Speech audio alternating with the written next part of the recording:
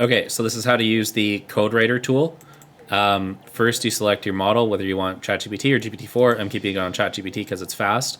Select your business profile, and then let it know what kind of code that you want written. So I don't know how ChatGPT is going to do this, but I'm thinking about cryptocurrency right now. Can you write an ERC20 that has a token limit of 21 million coins with 18 decimal places?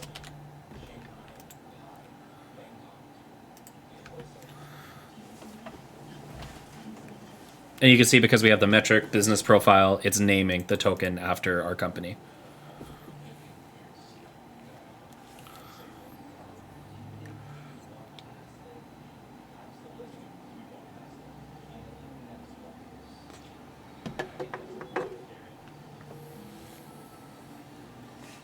ChatGPT is a little bit outdated, so if you want to be doing cryptocurrency stuff and use new best practices, you're going to want to use GPT-4, honestly. You could do other things with it too. So let's move on.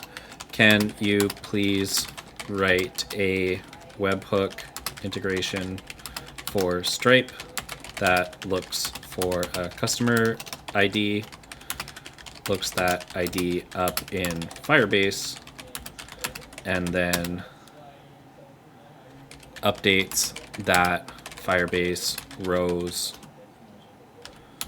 record to indicate the user is active. And then we could copy that and expand it later.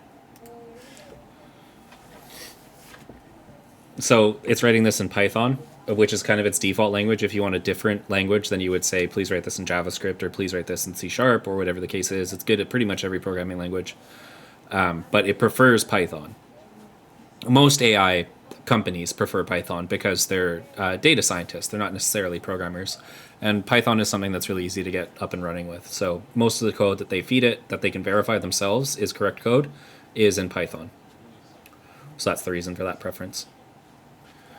Yeah, so that's the code writer. It writes code, and then you could copy it out into VS Code and kind of go from there.